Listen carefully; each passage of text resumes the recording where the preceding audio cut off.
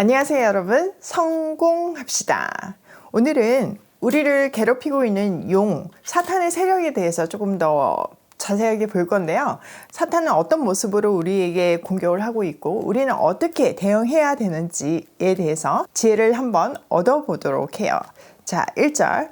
내가 보니 바다에서 한 짐승이 나오는데 뿔이 10이요 머리가 7이라. 그 뿔에는 10왕관이 있고 그 머리들에는 신성 모독하는 이름들이 있더라.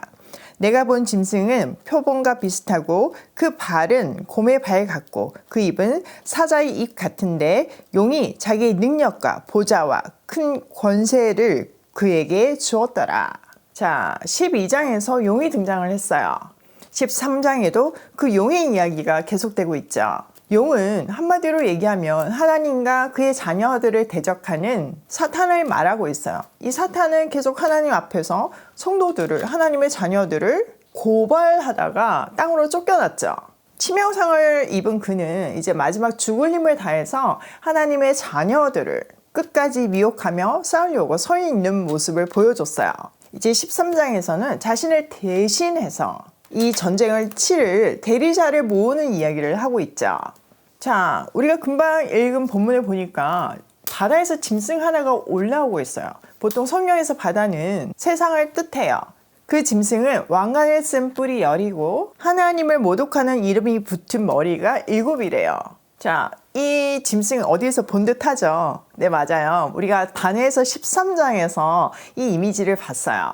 그런데 완전 동일하지는 않아요. 다니엘서에서는 네 짐승이 나오는데 지금 이 13장에서는 그 네 짐승의 모양을 합해서 그려놓은 듯한 그림이에요. 다니엘이 이 현상이 너무 어려워서 해석이 안 되어서 번뇌하고 있을 때 어떤 모셔서 손자들 가운데서 하나가 이 내용을 해석해 주죠. 다니엘이 보았던 그 네 짐승은요, 역사 속의 네 왕을 말하고 있어요. 바로 이스라엘을 괴롭혔던 바벨론, 페르시아, 그리고 그 다음을 이어서 올 헬라와 로마죠. 요한계시록에서는 이 네 짐승이 한 몸으로 표현되고 있는데 사실 이 네 짐승의 속성은 한마디로 얘기하자면 하나님의 백성을 괴롭히는 적 그리스도이잖아요. 그러니까 그 적 그리스도를 이렇게 표현하고 있어요. 용은요, 자기 힘과 왕위와 큰 권세를 이 짐승에게 주었어요. 자, 3절. 그의 머리 하나가 상하여 죽게 된 것 같더니 그 죽게 되었던 상처가 나음에 온 땅이 놀랍게 여겨 짐승을 따르고 용이 짐승에게 권세를 주므로 용에게 경배하며 짐승에게 경배하여 이르되 누가 이 짐승과 같으랴 누가 능히 이와 더불어 싸우리요 하더라. 머리들 가운데 하나가 치명상을 입은 듯 했어요. 근데 그 머리가 나왔어요. 그러니까 세상이 놀라면서 그 짐승을 경배해요. 이것은 악의 강력한 회복력을 말해주고 있죠. 이것은 악의 강력한 회복력을 보여주고 있죠. 자, 용이 이 짐승에게 권세를 주니까 세상 사람들은 이 용뿐만 아니라 짐승도 경배했어요. 사람들은 이 짐승을 이길 자가 없다고 막 입에 침이 마르도록 칭송을 했죠. 이 짐승은 바로 당시의 네로, 즉 로마 제국을 의미해요. 자, 당시 로마에서는요, 네로가 죽었지만 다시 살아서 돌아온다는 이야기가 파다했어요. 그래서 네로가 죽고 나서 한 20년이 지난 후에 자기가 네로라고 주장하는 사람이 3명이나 일어났을 정도였어요. 당시에 파다했던 네로가 죽었다가 돌아온다는 그 이야기를 이 환상 속에 짜 넣음으로써 그리스도의 부활을 비슷하게 따라하며 흉내내고 있는 적 그리스도의 실체를 분명하게 말해주고 있어요. 자, 세상 사람들은 지금 짐승을 두려워하고 있죠. 그 누구도 이 짐승을 이기지 못한다고 장담하고 있어요. 자, 이렇게 짐승을 두려워하는 사람들은요, 그 누구도 그 짐승과 싸울 수가 없어요. 이길 수 없는 존재인데 어떻게 싸우겠어요? 그래서 유일한 현실적인 대책으로 이 짐승의 통치에 수용하죠. 요한은요, 이렇게 환상을 통해서 현실에 타협하여 통치자들을 경배하는 것, 특히 황제를 경배하는 것은 하나님을 모욕하는 것임을 분명하게 알려주고 있어요. 자, 5절. 또 짐승이 과장되고 신성모독을 말하는 입을 받고 또 42달 동안 일할 권세를 받으니라. 짐승이 입을 벌려 하나님을 향하여 비방하되 그의 이름과 그의 장막 곧 하늘에 사는 자들을 비방하더라. 자, 그 짐승은요 큰 소리를 치면서 하나님을 모독해요. 또 42달 정해진 한시적인 기간을 말하죠. 그 한시적인 기간 동안 활동할 권세를 받았어요. 짐승은 그 기간 동안 하나님과 하나님의 자녀들을 모독해요. 자, 7절. 또 권세를 받아 성도들과 싸워 이기게 되고 각 족속과 백성과 방언과 나라를 다스리는 권세를 받으니 죽임을 당한 어린 양의 생명책에 창세 이후로 이름이 기록되지 못하고 이 땅에 사는 자들은 다 그 짐승에게 경배하리라. 그 짐승, 적 그리스도는 당장은 성도들과 싸워서 이기는 것 같이 보여요.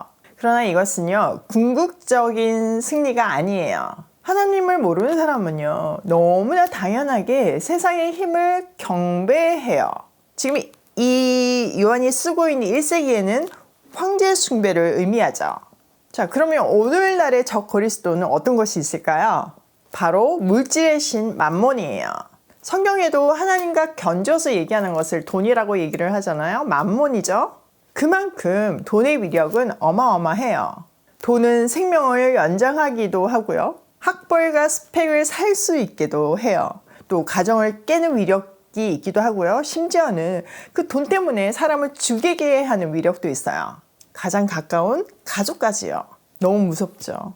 일단 돈은요 사람의 욕망을 채울 수 있고 가짜지만 사람들을 모을 수도 있어요. 그러니까 돈만 있으면 뭔가 된 것 같이 느껴지죠. 자기가 세상의 왕이나 된 것 같이 느낄 수 있어요. 그렇기 때문에 세상은 이 물질을 향해서 돈을 향해서 마치 불을 향해 달려가는 분화방처럼 돌진하고 있는 거예요.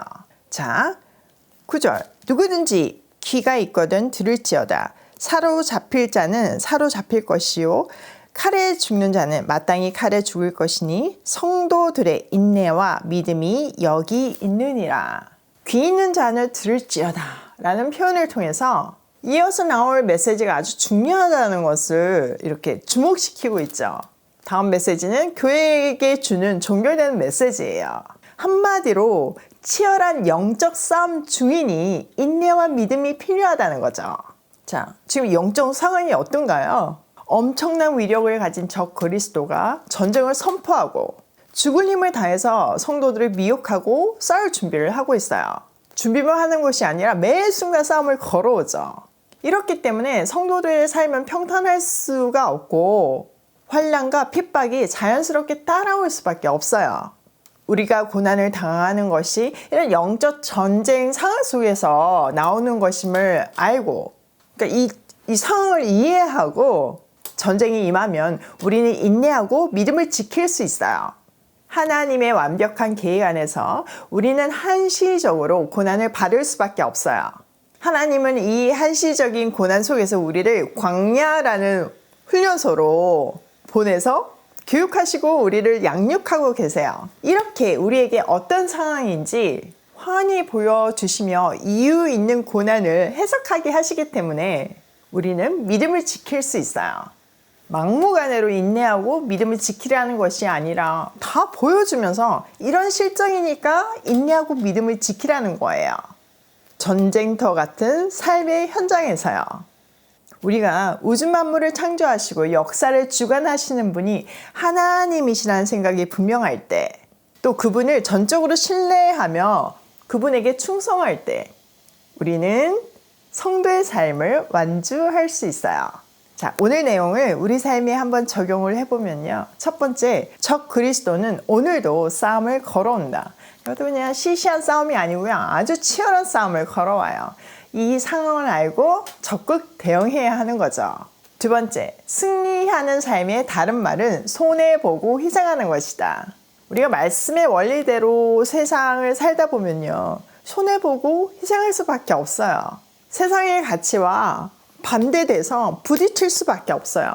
그런데 그것을 알고서도 견디며 말씀의 원리대로 살 때 우리는 진정한 승리의 삶을 살 수 있어요. 세 번째, 인내와 믿음이 필요하다.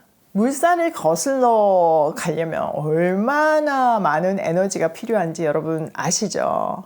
마찬가지예요. 세상이라는 거대한 물줄기가 있는데 우리는 지금 그것을 거슬러서 올라가고 있어요.